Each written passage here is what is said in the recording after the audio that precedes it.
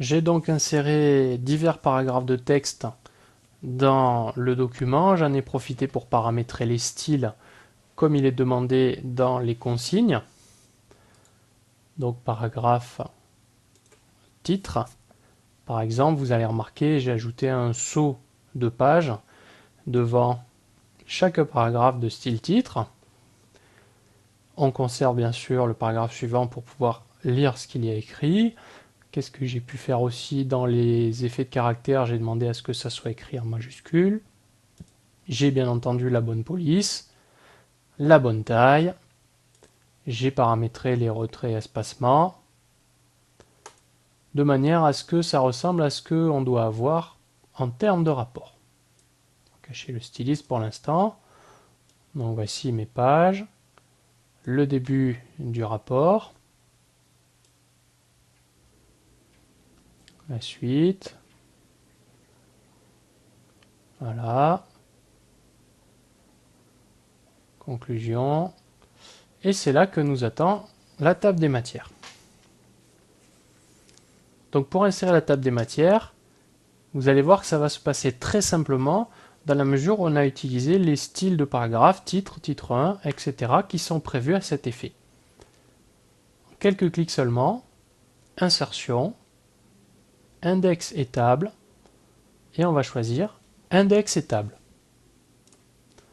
Nous avons une boîte de dialogue que l'on va étudier dans un petit moment, mais pour commencer, je me contente simplement de faire OK. Alors on va supprimer la partie qui est là qui ne sert plus. Voici ma table des matières entièrement automatisée qui a été créée par le logiciel. Alors elle demande un minimum de paramétrage, mais on voit qu'on gagne beaucoup de temps. Donc déjà, on peut supprimer ici la table des matières, puisqu'en fait, elle va être directement ici. Cette table des matières, si on fait clic droit dessus, on va pouvoir l'actualiser quand on aura changé des choses, c'est-à-dire ajouter des paragraphes qui ont modifié les pages ou changer le titre de divers paragraphes. On peut la supprimer si on ne veut plus la voir, ou on peut tout simplement l'éditer de manière à pouvoir travailler avec. Nous revoici revenus à l'endroit de tout à l'heure.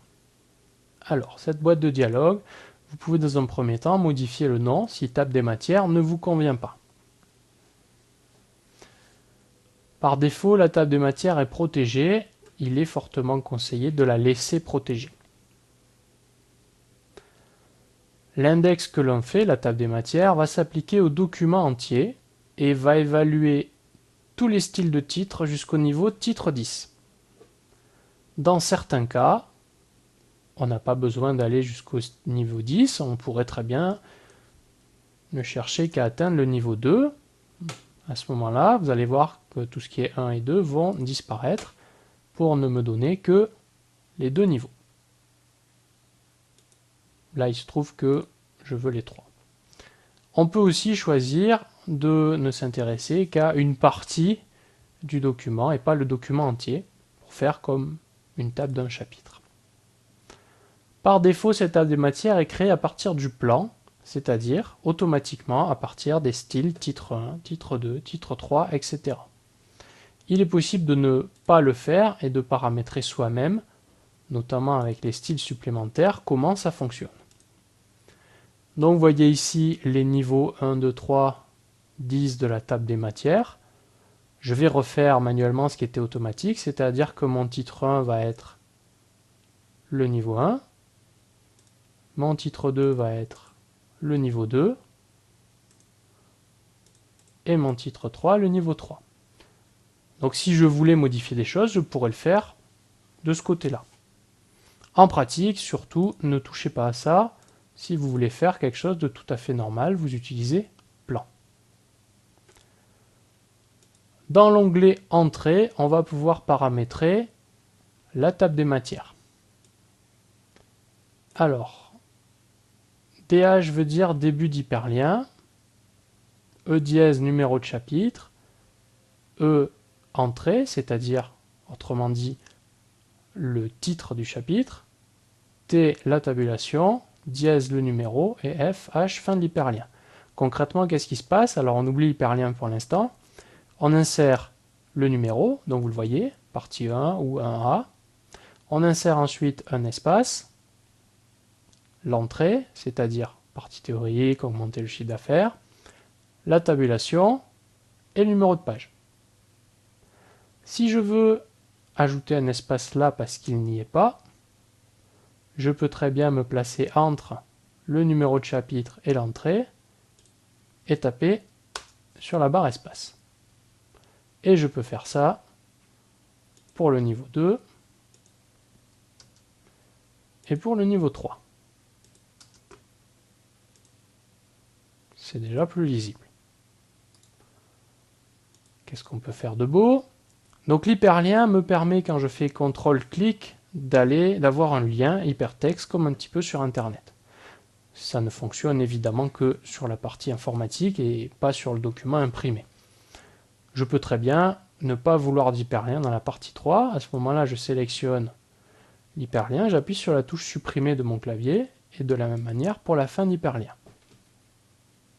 Si je me ravise et que je me dis que finalement c'était une bonne idée, je me mets devant le E, je rajoute hyperlien, donc il me met le début. Et si je ne veux l'hyperlien que sur le numéro et l'entrée et pas sur la tabulation et le numéro de page, je peux insérer l'hyperlien entre E et T ici.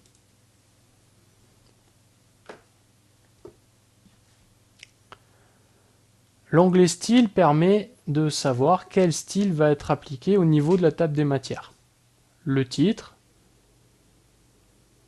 logiquement, c'est le seul qui n'a pas de style, mais les autres, ah bah non, on les voit même pas. Ah si, on le voit.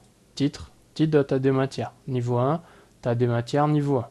Donc tout ça c'est très bien, il n'y a a priori pas de raison de le toucher. Si on voulait vraiment affecter un autre style, par exemple au niveau 3, on prendrait le style, on appuierait sur la flèche ici. Mais évitez de faire ça quand vous n'avez pas de raison de le faire.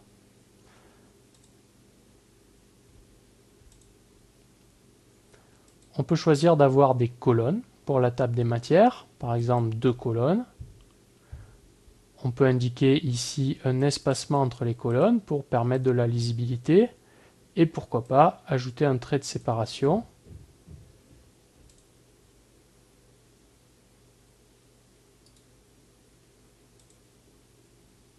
Et je peux aussi choisir une couleur d'arrière-plan.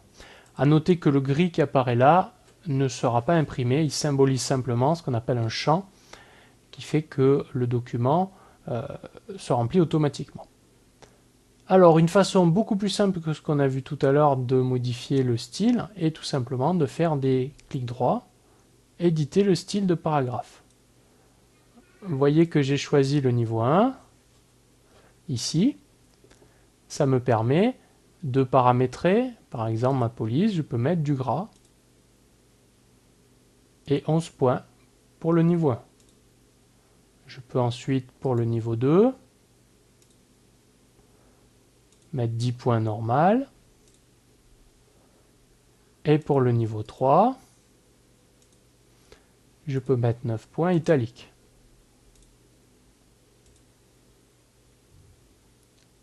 Allez, pour terminer, je vais supprimer les tabulations et les numéros dans le niveau 3. Éditer l'index. On va dans Entrée. On va supprimer la numérotation avec la touche supprime du clavier et la tabulation. Ah, bah je l'ai fait dans le niveau 1.